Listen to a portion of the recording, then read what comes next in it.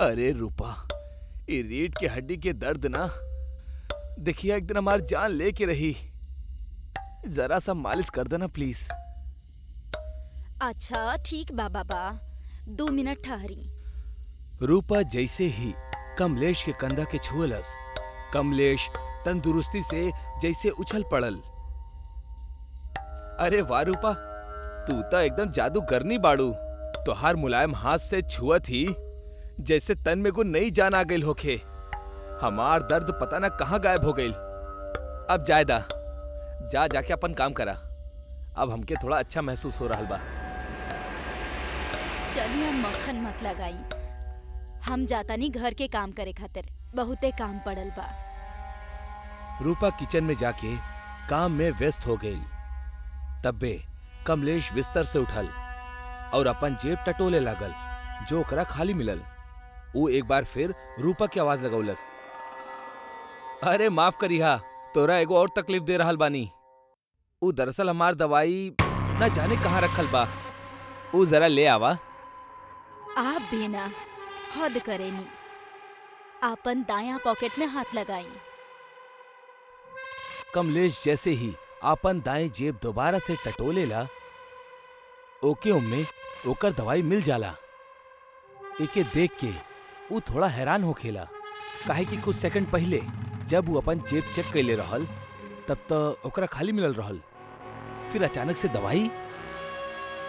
खैर, एके वो फिलहाल के खातिर नजरअंदाज क के दफ्तर जाए खातिर तैयार हो जाला।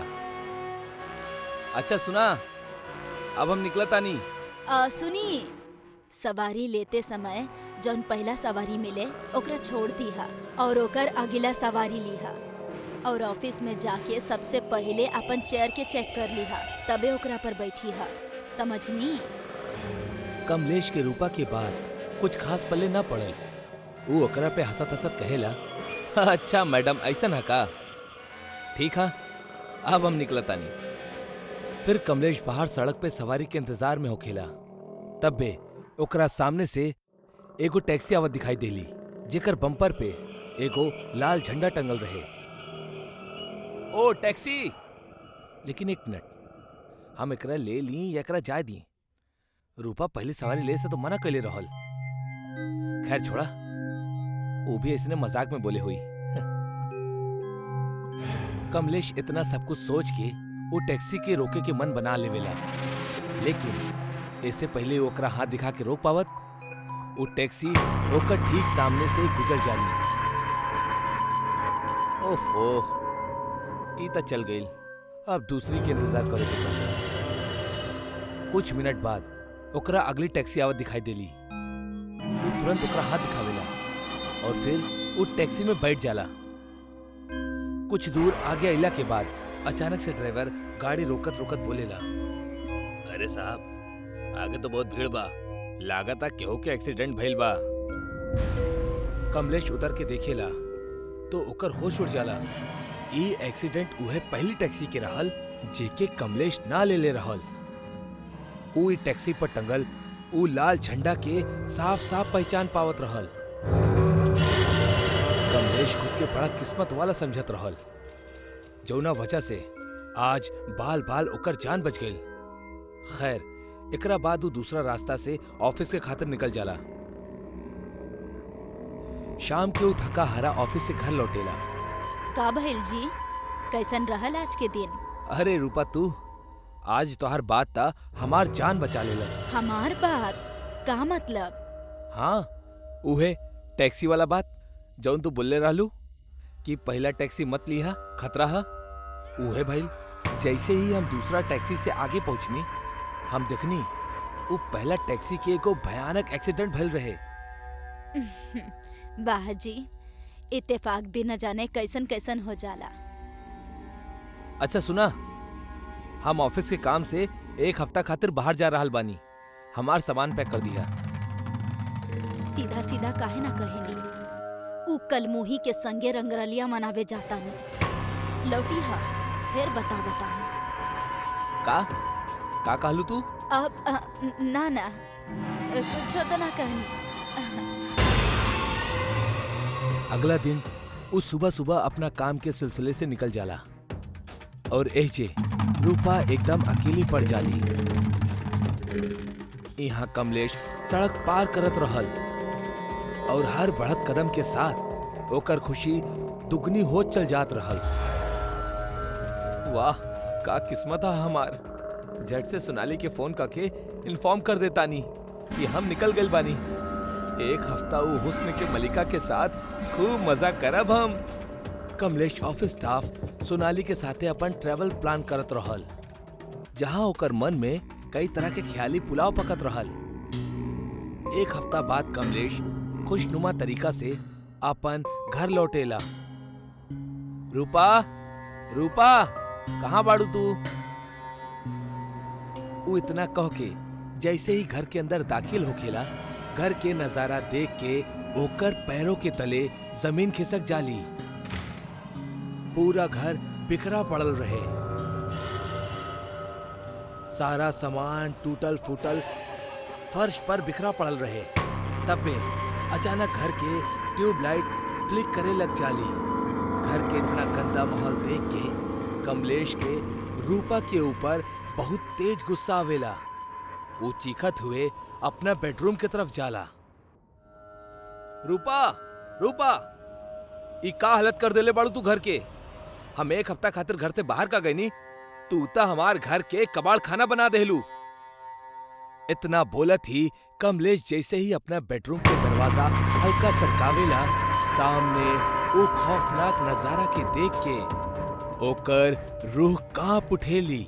वो देखेला ओकर बेडरूम साक्षात कसाई खाना बनल बा। कमरा के छत पे झालर के बजाय लाश टंगल बा, जेके बदन से खून के एक कतरा भी बाकी न छोड़ले बा। उहे कमलेश तबे रूपा के देखेला, जौन की एगो चुड़ैल में बदल चुकल रहल और लगातार कच्चा मांस के टुकड़ा के चबाए जात रहली। बाप रे, हमार पत्नी तो चुड़ैल बाड़ी। जल्दी से हमरा के निकले के पड़ी यहाँ से। हम एकर असली चेहरा देख ले बानी ता शायद अब ई हमऊ के मार दी। इतना सोचत सोचत कमलेश तुरंत पीछे हट जाला, लेकिन तबे रूपा घुर्रात घुर्रात बोलेली, ओहो, ता आ गइला तू। वो कलमोही के संगे रात गुजार के अब मारे खातिर तैयार हो जा। तोरा के कैसे पता कि हम सोनाली के साथ रहनी? बड़ बुजुर्ग के कहावत ना सुनला का? चुड़ैल के तेसर आंख हमेशा तोहार पीछा करेली और हर पल के खबर रखेली। कमलेश घबरा के भागे की सोचत ही रहल कि तबे पूरा घर के लाइट्स एक साथ फ्यूज हो गई। जैसे कमलेश के आंख के सामने एकदम अंधेरा छा गई। अब वो चाहकर भी भाग ना सकत रहल, काहे कि ओकरा कुछ दिखाई ही ना देत रहल। तब बे अंधेरा के भीतर से पायल के खनके की आवाज कमलेश के तरफ बढ़त रहल और तब बे एक झटका में अंधेरे से निकलल वो चुड़ैल के हाथ कमलेश के वो गुप्त अंधेरा में खींच ले जाला, जैसे ओकर एगो तेज चीख निकलेली और फिर हमेशा के खातिर ओकर आवाज बंद हो जाली। बहुत साल पहले की बात है। एगो गांव के नजदीक बहुत बड़ा तालाब रहा। दिन भर वो तालाब के पास बहुत सा लोग घूमे और तैरे आवत रहले। रात के समय भी वो तालाब के पास लोगन के आवल जावल लगल ही रहेला। ऐसे ही पूर्णिमा के एगो रात जब चांद की रोशनी तालाब के पानी पे चमकत रहली, तब तालाब के पास ढेर सारा लोग रहले। ओहमे तन्वी और मिनी तालाब के किनारे गप्पा लड़ावत हुए घूमत रहली। बात करत करत तन्वी के पैर फिसल गईल। तन्वी तालाब में गिर गईल। ओकरा तैरे ना आवत रहल। मिनी मदद के खातिर चिल्लाए लागल, बचावा, बचावा, एकरा के केहू, एकरा केहू बचावा, एकरा तैरे ना आवेला। तन्वी और मिनी की आवाज सुन के वहां के सारा लोग तालाब के किनारे इकट्ठा हो गए। पर रात के समय होखला की वजह से लोग पानी में उतरे से डरत रहले। तन्वी डूबे लगली। सब लोग सिर्फ देखत रहले। तन्वी पानी में से गुस्सा से बोले लगली, आज हमरा बचावे से इनकार कर रहल बाड़ा। ठीक बा, बाकी एगो बात याद रखिया, मरे के बाद जौन केहू के परछाई तालाब के पानी में गिरी, ओकरा के भी पानी में अपन जान देवे के होई। तन्वी जोर से चिल्लाब शुरू कर देलस और ओके आसपास पानी के एगो भंवर तैयार होके लागल। लोग डर के मारे पीछे हटे लगले।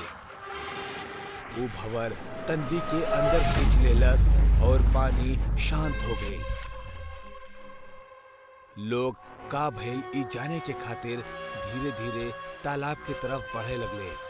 इतने में ही तालाब से चिल्लाए के आवाज आई, याद रखिया, परछाई। सारा लोग डर के गांव भागे ले और ऊ रात से तालाब के नजदीक सारा लोग आवल जावल बंद कर देले। वो घटना के बाद तालाब के सारा रौनक चल गई और ऊ एगो भूतिया जगह बन गई। ऊ तालाब के थोड़ा दूर से गांव जाए के एगो कच्चा रास्ता रहल। लोग वहां से भी गुजरे से डरत रहले। एक रात मनीष और आमिर बाइक से गांव के तरफ जात रहले। मनीष बाइक चलावत रहल, पर जात जात ऊ तालाब के रास्ता पे रुकल। ऊ जौना जगह पर रुकल वहां से दू रास्ता गांव की तरफ जात रहल। अरे भाई रुक काहे गेला? चल तालाब के रास्ता से। अरे भाई मरे के बाका, तोरा पता नहीं के तालाब में का भइल बा? अरे कितना महीना हो गए घटना के, कुछ ना भइल बा अपना गांव में। और वैसे भी शॉर्टकट है, हमरा जल्दी घर पहुंचे के बा भाई। अरे पर कुछ भइल था? अरे कुछ ना होई हमनी के, तो चला, डरा मत, चला चला जल्दी करा। मनीष ना चाहत हुए भी तालाब के रास्ता से बाइक के घुमा लेलस। मनीष और आमिर दोनों ही तालाब के रास्ता से बाइक पे जात रहले। जैसे ही तालाब दिखल, मनीष बार बार तालाब के तरफ देखत रहल और एकर वजह से बाइक ठीक से ना चलत रहले। आमिर के ध्यान मनीष की तरफ गए। अरे का कर रहल बड़ा, सामने देख के चलावा ना। मनीष होश में आके सीधे देखे लागल।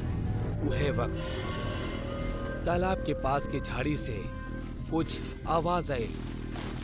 दोनों तालाब की ओर देखले। तालाब के सतह पे उनकरा एगो चुड़ैल के परछाई दिखाई देलस। दोनों बहुत डर गए। मनीष डर के वजह से बाइक के भगावत शुरू कर देलस और ऊ बार बार वो परछाई की तरफ देखत रहल। रफ्तार और मनीष के ध्यान भटके की वजह से बाइक के संतुलन बिगड़ल और वो गिर गए और तालाब में गिरत गिरत बच गए। दोनों ही तालाब के किनारे पे आके रुक गए और उनकर परछाई पानी के ऊपर पड़ल। तालाब में हलचल होके लागल। दोनों तालाब में दिखले तो उनकरा खुद के परछाई के साथ साथ एगो चुड़ैल के परछाई भी दिखे लागल। दोनों डर के भागे के खातिर उठले, पर उनकर परछाई वही जे तालाब में जम गए। दोनों ही जान बचा के भागे लगले। तालाब से भयानक आवाज आवे लागल और पानी के भंवर तैयार होके लागल। दोनों भागत भागत रुक गए और पीछे मुड़ के देखे लगले। एगो चुड़ैल के परछाई भंवर में खड़ा होके दोनों हाथ में आमिर और मनीष के परछाई पकड़े रहली। वो परछाई जोर जोर से हंसत रहली। वो जैसे ही हाथ में पकड़ल, दोनों परछाई के पानी में पटकलन। ओकर तुरंत बाद आमिर और मनीष हवा में उछलले और जोर से नीचे गिर गए। दोनों चिल्लाए लगले। हम कहले रहनी ना, अगर केहू के परछाई ये तालाब में गिरल तो ओकरा अपन जान देवे के होई। अब तू दोनों तैयार हो जा अपन जान देवे खातिर। आमिर डरत डरत हिम्मत करके कहलस, हमनी अच्छी तरह से तैरे आवेला, तू हमरा के ना डुबा सकेलू। तहरा से के कहलस कि तोहार पूरा शरीर पानी में डूबी? मतलब? चुड़ैल चिल्ला के भयानक तरीका से हंसे लागल। चुड़ैल परछाई के फिर से उठौलस और उनका शरीर से सिर के उखाड़ के पानी में फेंक देलस। ओकर साथ ही आमिर और मनीष के सिर भी पानी में आके गिर गई। सिर के बाद ऊ दोनों हाथ और दोनों पैर उखाड़ के पानी में फेंक देलस। तालाब के पानी उनकर खून से लाल हो गए रहे और वो दोनों के शरीर के टुकड़ा वो खून के पानी में तैरे लगले। धीरे धीरे वो भंवर शांत होके लागल और वो चुड़ैल के परछाई पानी के सारा खून और शरीर के टुकड़ा अपना अंदर खींचे लागल। भंवर के शांत होला के बाद चुड़ैल के परछाई हंसत हंसत तालाब के गहराई में गायब हो गई और पानी पहले की तरह साफ और शांत दिखे लागल। तालाब से थोड़ी ही दूरी पे उनकर बाइक गिरल पड़ल रहल, जेकरा ऊपर एगो कौवा बिल्कुल शांत बैठल रहल। सारा माहौल शांत रहल। अचानक तालाब में से चुड़ैल के परछाई के दो हाथ आए और वो बाइक के हवा में उठौलस और गांव के तरफ फेंक देलस। ओकर बाद वो हाथ फिर से तालाब में गायब हो गई। वो हाथ के वजह से वो कौवा डर गई और उड़त उड़त उस जोर से कांव कांव करे लागल। उड़त हुए वो तालाब के ऊपर से उड़ल और ओकर परछाई वो तालाब में कैद हो गई। तालाब में फिर से हलचल शुरू हो गई और धीरे धीरे चुड़ैल के हंसे के आवाज आने लगी। आधा रात, शांत पहर, गुप्त सन्नाटा और चांद के हल्का बिलखत रोशनी के बीच रामविलास खेत के सारा काम खत्म करके घरे लौटत रहल। रास्ता एगो कच्चा सड़क से होत की जंगल के किनारे से जात रहल। गांव वाले अक्सर देर शाम गांव के अंदर और गांव के बाहर आवे जाए खातिर बहुत डरात रहले। ओकर सबसे बड़ कारण ऊ जंगल रहे।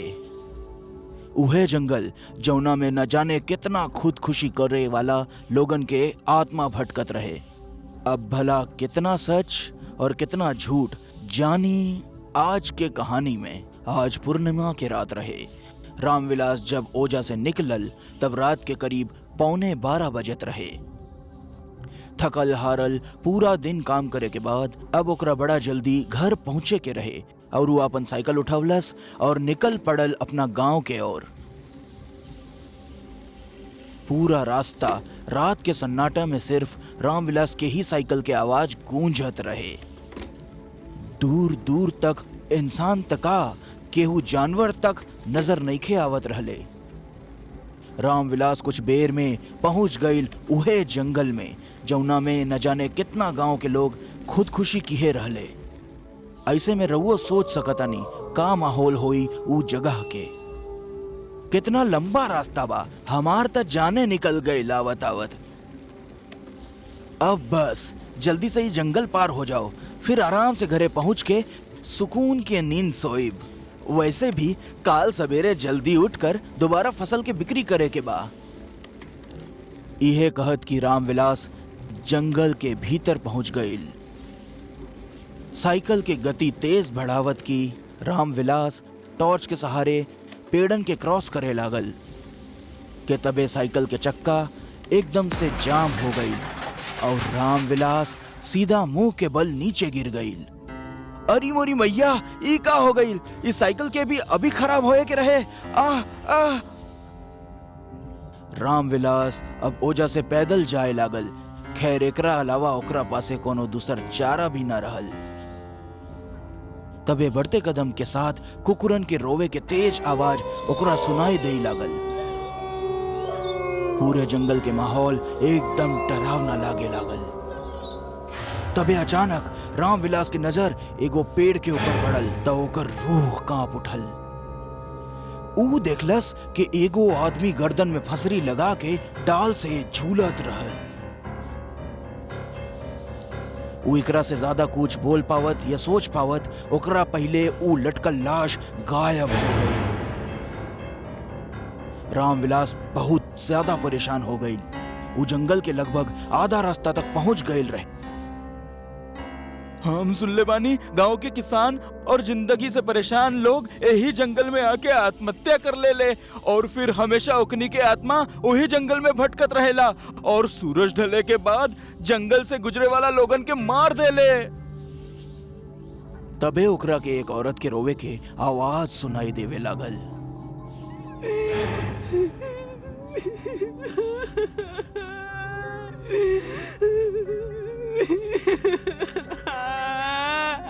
यह आवाज लगातार रामविलास के कान में पड़त रहे। ई बिल्कुल वही आवाज रहल जब केहू आत्महत्या कर लेला और तब ओकरा परिवार के लोग ओकरा लाश देख के बिलक बिलक के रोवेले। तबे रामविलास के ठीक पीछे से एक डरावना लफ्ज में एक आवाज गूंजे लागल। रामविलास, हमरा के भुला गईला रामविलास, हम तोहार दोस्त। याद बाना ऊ रात का भइल रहे? ई आवाज सुन के रामविलास के पसीना छूटे लागल। ऊ भगवान के नाम लेके चले लागल। तबे ओकरा के ऐसन लागल जैसे कि ऊ ओकरा कंधा पे हाथ रखलेस। ओकर डर और दहशत में बदल गई। रामविलास हल्का मुड़ल तो ओकरा ऐसन लागल जैसे ओकरा पीठ पीछे केहू 6 फुट के आदमी खड़ा होकर ओकरा कंधा के दबावत रहे। ओकरा दर्द होए लागल और किसी तरह ओ हाथ के ऊ अपना कंधा से हटवलस। रामविलास अपना फोन में समय देखलस त रात के 1 बजे में 5 मिनट के समय बचा रहल।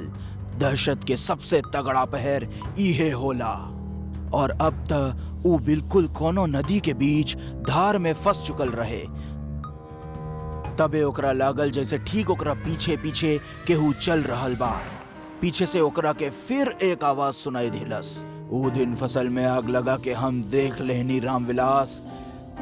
कहाँ भागा ताड़ा?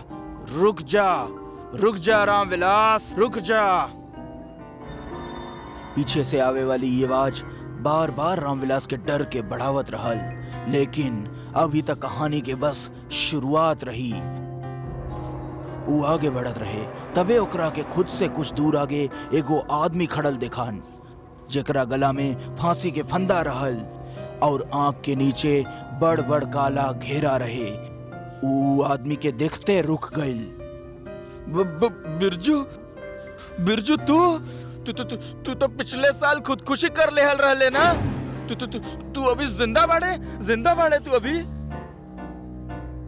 रामविलास अब इतना बोलते रहे कि तबे सामने खड़ल शख्स गोली की रफ्तार में न जाने कैसे बहती हवा में एकदम से गायब हो गई। ओकर बड़ बड़ अखियां और एक भयानक मुस्कान रामविलास के अब भी डरवावत रहली है। काऊ बिरजू रहल? नहीं, शायद हम कोनो सपना देखनी है। थकान के कारण पगला गईल बानी। मरल मनई कभो थोड़ी लौट के आवेला। इतना कह के रामविलास आगे बढ़ल। 4 कदम आगे चलले ही रहे कि एक खतरनाक आवाज में केहू पीछे से बोललेस। मरल मनई भी लौटेले जब उनका के बदला लेवे के रहे।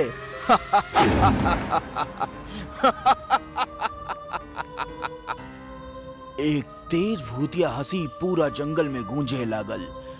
रामविलास खौफ से पूरा तरह जम गईल।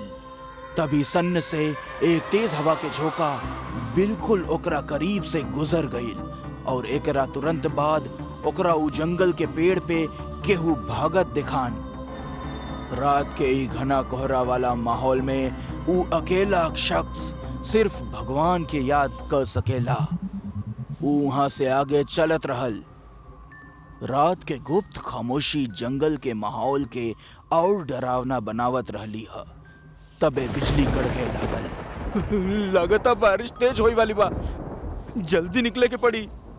ई कही के रामविलास तेजी से भागे लागल। ऊ भागते रहल के तबे कड़कड़ात बिजली के रोशनी में ओकरा सामने बिरजू दिखान। ई बेर बिरजू के खौफनाक शक्ल देखकर रामविलास लड़खड़ा गईल और जमीन पे गिर गईल। रामविलास पता ना काहे जमीन से उठे न पावत रहा। ऐसन बुझात रहा जैसे उस जमीन से चिपक गईल बा। तभी बिरजू धीरे धीरे रामविलास के तरफ बढ़त रहे।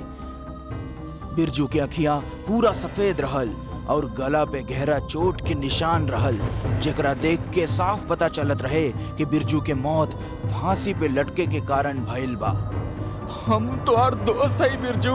अरे यार जाए दे ना बिरजू, बिरजू हम तोहार दोस्त हई। रामविलास के ई बात सुनकर बिरजू के आत्मा जोर जोर से हंसे लागल और बोलल, हमरा के हमरा परिवार से अलग कर दिला, दुनिया से अलग कर दिला, और अब हमरा के कहा ताड़ा के हम तोरा के छोड़ दी, जाए दी, ऐसे कैसे? इतना कहते ही बिरजू के प्रेत रामविलास के हवा में उछाल के सीधा पीपल के पेड़ से उल्टा टांग दिलस और बोललेस, देख रामविलास, ई पेड़ के देख, तोरा कारण ही उ रात हम यही पेड़ से फांसी लगा के तड़प तड़प के अपन जान ले लेनी। जरा याद कर उ रात, यही पूर्णिमा के रात, जलन और लालच के चलते ते हमरे साथे कितना बड़ धोखा कैले रहे, याद कर। रामविलास कुछ याद करे लागल। तबे ओकरा के ठीक 1 साल पहले पूर्णिमा वाले रात के घटल घटना के जिक्र याद आयल। आज से ठीक 1 साल पहले कटनी के माहौल खेतन में जोर शोर से चलत रहा। सुख के खेत गांव से दूर रहत रहे, त ऐसे में कुछ 2-4 लोग राती के जाग के खेत के रखवाली करत रहे। रामविलास सब पे नजर रखे रहल। कुछ लोग के दारू पिला के रामविलास सोचलस कि बिरजू जौन ओकर सबसे बड़ा दुश्मन ह, ओकरा के खत्म कह दिहल जाओ। रामविलास और बिरजू में सांप नेवला वाला दुश्मनी रहे। जलन और लालच के प्रतिशोध में जल के रामविलासवा धोखा से बिरजू के फसल और हरे भरे खेत के जला के राख कर दिलस। अगला सुबह गांव वालन के लागल शायद खेत जले से सब तबाह हो गई, लेकिन ई कुल त सोचल समझल साजिश रहे जेकरा रामविलास अंजाम दिहल रहे। बिरजू के सारा मेहनत और ओकरा परिवार के पेट भरे के एकमात्र साधन ओकरा से छीन लिहलस। अगला दिन बिरजू ओही जंगल के पेड़ से लटक कर आपन जान ले लिहलस और तड़प तड़प के ई दुनिया के अलविदा कहलस। जब ओकरा लाश के गांव लावल ग तो ओकरा परिवार में मातम के माहौल रहे। पता ना काहे पर उ वक्त रामविलास के भी अपने सच से घोटन होए लागल और उ बिरजू के मरल शरीर के कान में ई कह दिलस कि उहे बिरजू के खेत के जला के राख कह दिलस। उ अपन बोझ हल्का करे चाहत रहे। रामविलास अपना अंदर के सच बता त दिहलस, लेकिन बिरजू अपना मौत के बाद भी शायद उ सच के सुन लेलस और बस होकर आत्मा पर लोक से एक बार फिर मृत्यु लोक आयल, सिर्फ और सिर्फ रामविलास के ओकरा किए के सजा दे खातिर। रामविलास के कुल याद आवत रहल। तबे ओकर गर्दन कसे लागल, ओकर सांस रुके लागल। ऊ चीखे चाहत रहा, लेकिन ओकर जुबान से आवाज तक ना निकल पावत रहे। कोनो मोटी सी रस्सी ओकरा गला के कसत रहे। साफ शब्द में ओकरा के फांसी दिहल जात रहे अब ऊ बिल्कुल फांसी के फंदा पे झूले लागल और बिरजू उहे पेड़ के नीचे एक प्रेत के खौफनाक हंसी दिहे जात रहल, जे माहौल के और भी डरावना बनावत रहले। रामविलास उहे तड़प तड़प के अपन जान दे दिलस और ओकरा बाद अगला दिन गांव वाले जौन देखलेन, सब लोग रामविलास के मरल शरीर के खौफनाक चेहरा देखलन। ओकर आंख नइखे रहल, जुबान बाहर लटकल रहे, फंदा ओकरा गला में बहुत बार लपेटल रहे, लेकिन अब ऊ बार बार झूलत रहे। गांव के लोग और ओकरा परिवार के लोगन के रामविलास के खुदकुशी के जरा भी विश्वास नइखे होत रहल। खैर, अब कर्म का पाप त इंसान के यही लोक में भोग के जावेला, एही ले किहल कर्म वापस जरूर लौटेला। अगर केहू के साथ धोखा करे तो ओकर बदला मरे के बाद और घातक होला।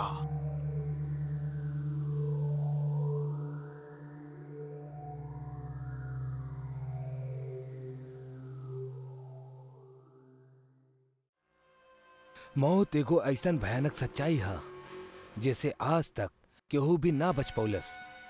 लेकिन एगो और कड़वा सच इहो है कि सच्चाई मौत के बाद भी सामने आ सकेली। आज की कहानी दो बहन के है जौन एडॉप्टेड चाइल्ड रहली। वो कब्बो भी अपना माता पिता के ना दिखले रहली और अपना जिंदगी के गोद लिया हुआ घर में गुजारत रहली। लेकिन जिंदगी उनकरा साथ ऐसन खेल खेलस जिनमें मजबूत खिलाड़ी भी हार मान जाओ। का कर रहल बाड़ू निधि? अब तू बड़ हो गइल बाड़ू, अब तो मिट्टी में खेलल बंद कर दा। दीदी का तू भी? बच्चा लोग आपन कमरा में जा और जाके सामान पैक कर ला। तोहनी के लेवे खातिर मर्फी परिवार नीचे इंतजार कर रहल बाड़े। चला जल्दी जा।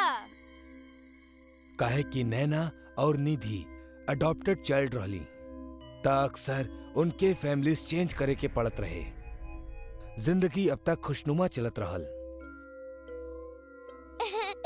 दीदी सच कहीं तो हमरा ही परिवार के छोड़ के जाए के बिल्कुल मन न कर रहल बा।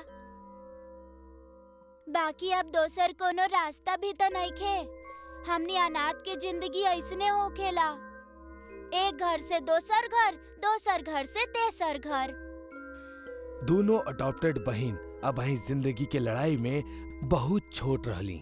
नैना जहाँ 13 साल की रहल तो ओकर छोट बहन निधि 10 साल की रहली। अब उनकरा के मर्फी फैमिली में जाए के रहल। दीदी का तोहरा के पता बा मर्फी आंटी बहुत खड़ूस बाड़ी। उनका बच्चा से कोनो खास लगाव नहीं के।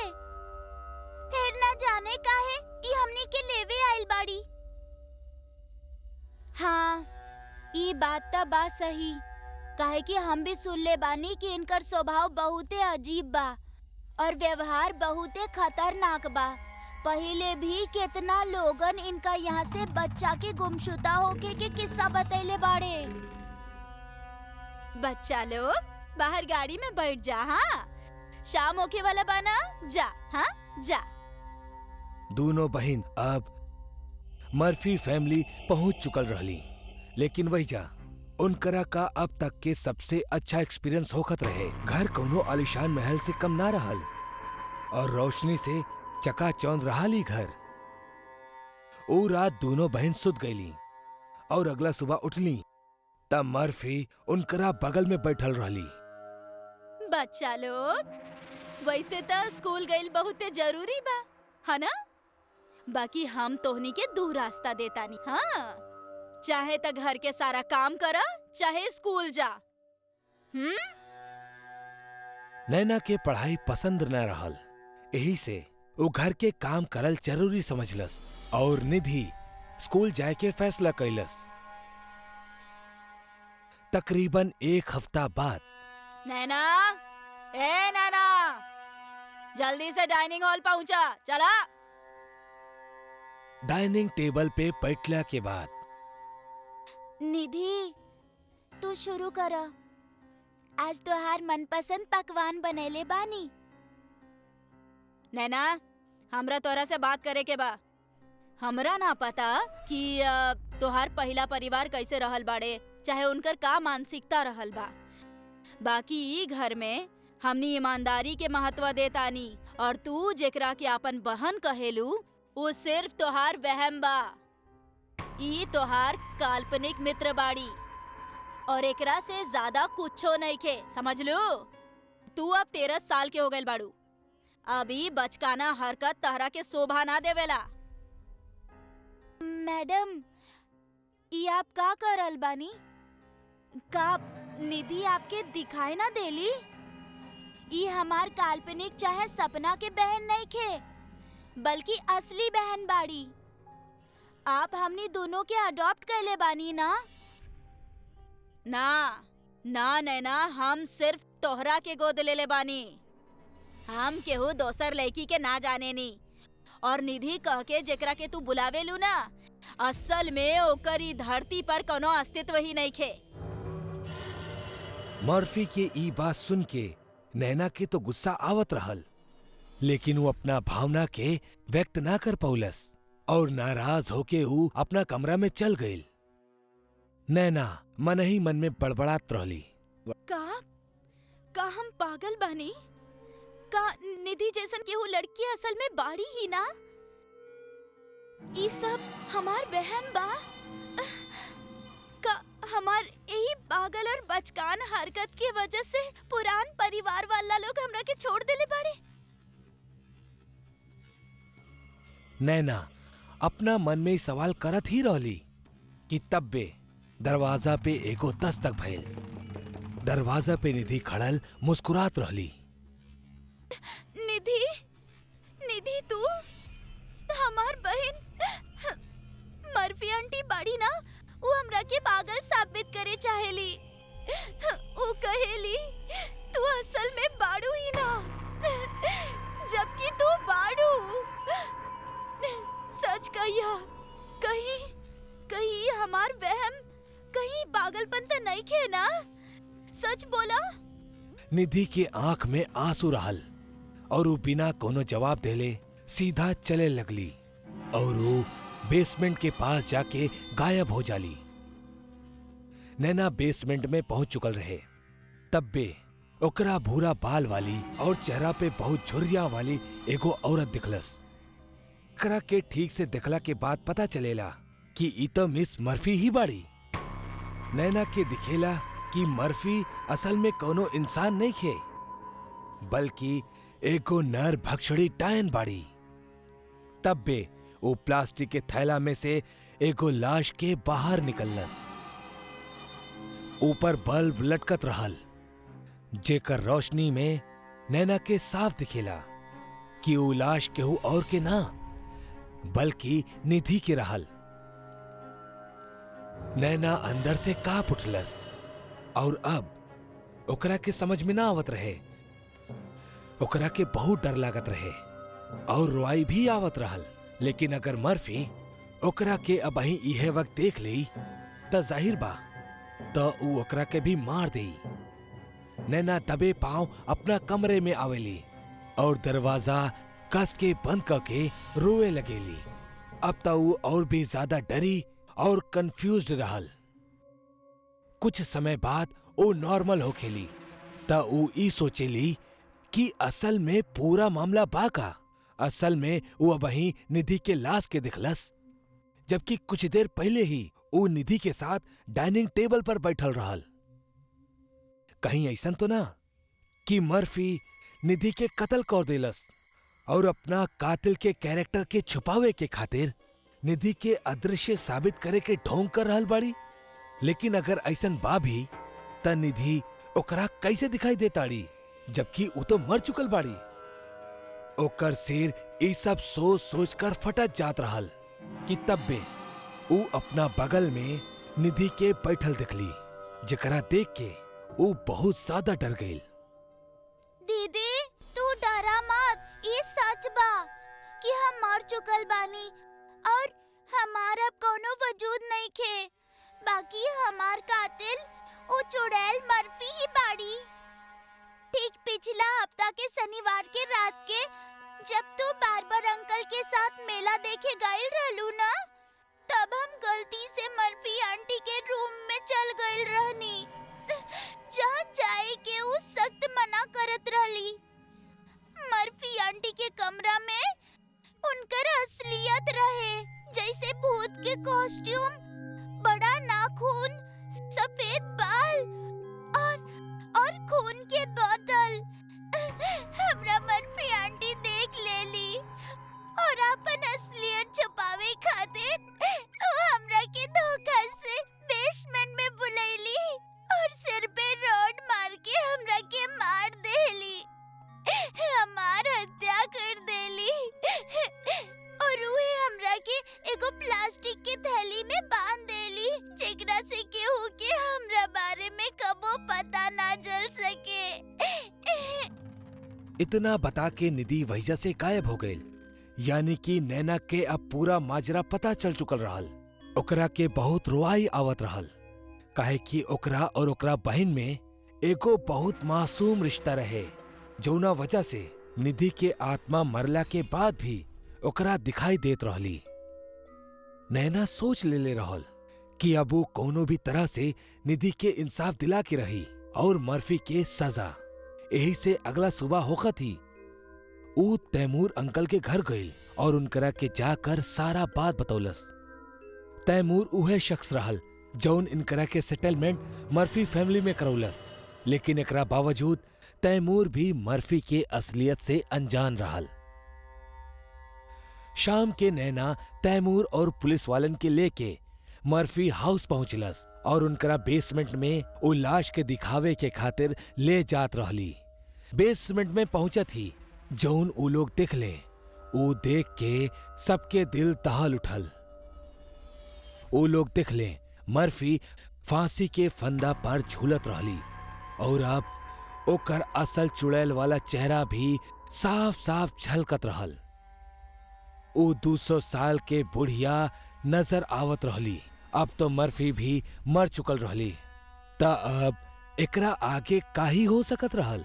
लेकिन नैना निधि के मर्फी के झूलत लाश के बगल में मुस्कुरात दिखलस।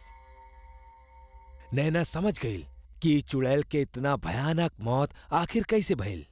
एकर कत्ल निधि ही कैलस। ऊ आखिरी बार रहल जब नैना निधि के दिखलस। एकरा बाद निधि के दाह संस्कार भइल और फिर निधि कबो भी नैना के नजर ना आयल। मर्फी के अंत भले ही दर्दनाक भइल, लेकिन वो एगो मासूम से ओकर जिंदगी छीन लेलस। 2 बहन के हमेशा हमेशा के खातिर जुदा कर देलस। आज एक घटना के बितले एगो लंबा समय हो गईल, लेकिन नैना आज भी ऊ घड़ी के याद करेली त डर जाएली। खासकर ऊ लम्हा के जब मरला के बाद भी निधि के आत्मा ओकरा के सच बता देलस और मर्फी के पर्दाफाश कर देलस। यही से कहेले मौत सिर्फ शरीर के आवेला और भावना दोनों अमर बाड़े। अगर रिश्ता और प्यार पवित्र रहा तब मौत के बाद भी आपके प्रेमी आपकी रक्षा करी और आपके साथ रही। भले मर्फी खुद के असलियत छुपावे के खातिर निधि के कत्ल कर दिलस, लेकिन निधि के मरला के बाद भी असल सच सबके सामने आ ही गई।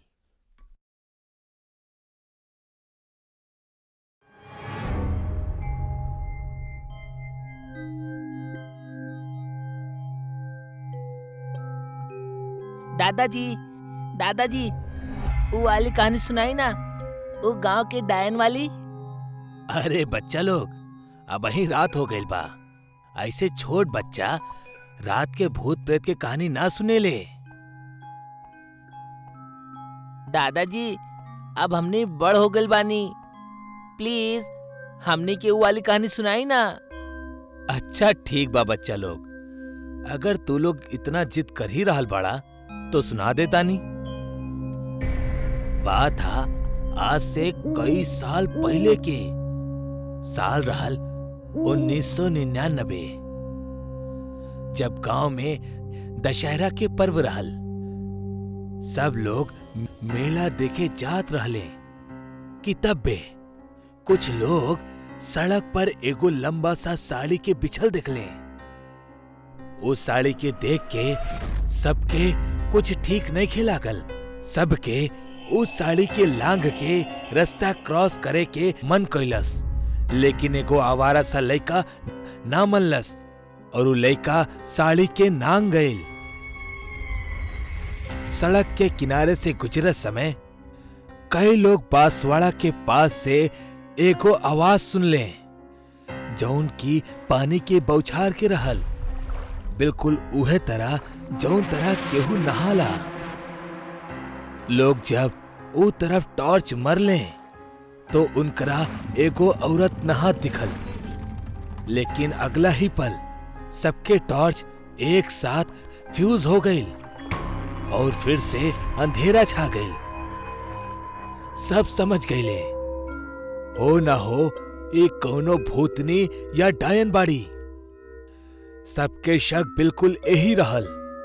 सब ऊ रात फटाफट वहीजा से निकल गईले। अगला सुबह गांव में एगो खबर आग के तरह फैल गई कि एगो डायन एक गांव के श्रापित कर देले बाड़ी और उ लड़का जे पिछला रात उस साड़ी के लांघल रहे, उहे रात खुद के घर में फांसी लगा के आत्महत्या कर लेलस। इस सारी खबर गांव में आग के तरह फैल गई और हर कोई बस उहे डायन के दहशत के बात करे लागल। अक्सर दशहरा, दीपावली जैसन पर्व में गांव खेड़ा में डायन वगैरह घूमा करेली।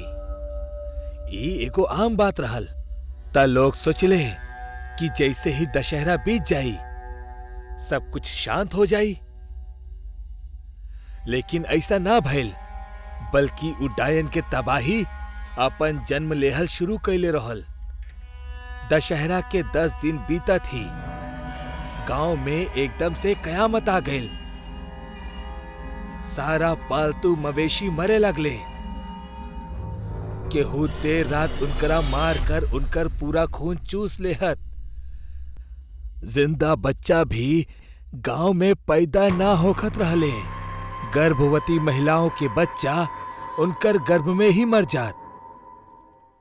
सबके इहे मानव रहल कि इस सब के कारण उहे डायन बाड़ी जे अपना श्राप से पूरा गांव के बर्बाद कर देले बाड़ी। गांव में अब खेती करब भी नामुमकिन हो गल रहले। खेत में बंजर जमीन रहल, सारा फसल सूख गल रहे और यही कारण कई सारा किसान खुदकुशी को ले ले।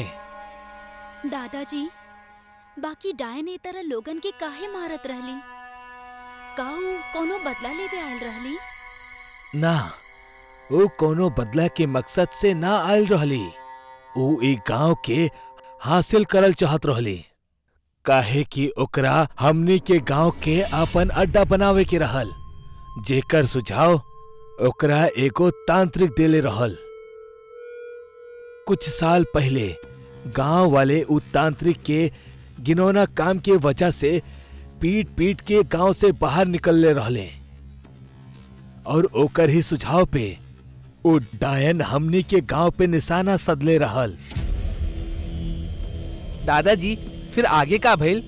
का उ डायन सबके मार देहलस? ना बेटा, सबके मारब संभव ना रहल, लेकिन जे नियम के ना मानेला उ डायन के जाल में आसानी से फंस जाए। नियम? कैसन नियम दादाजी? जैसे सूरज ढलने के बाद घर के दरवाजा खिड़की बंद हो जाओ, केहू के दरवाजा खटखटावे पे दरवाजा ना खोले के। लेकिन ऐसे डायन शांत ना बैठलस, बल्कि ऊ दूसरा पैतरा अजमौलस। अब तक शादी बारात भी गांव में ना हो सकत रहल, वरना डायन के पास एको भारी मौका होखत अपन शिकार फसावे के। ओ गांव के सब लोगन के अपना वश में करब शुरू कर देहलस और ओसे दूसरन के नुकसान पहुंचाओ चालू कर देहलस। धीरे धीरे उ डायन के आतंक बढ़त चल गई। दादाजी, फिर गांव वालन के उ डायन से छुटकारा कैसे मिलल? गांव वालन उ डायन के दहशत से घबरायल रहले। इहे बीच सभी में एगो खबर उठेली कि ई काम उहे तांत्रिक के हाथ जेकरा 3 साल पहले गांव से धक्का देके बाहर निकाल दिहल गए रहे। गांव वालन गुस्सा में लाल भइले। उ तांत्रिक के पता करेले और फिर ओकरा जान से मार देवे के धमकी देवे के कहेले।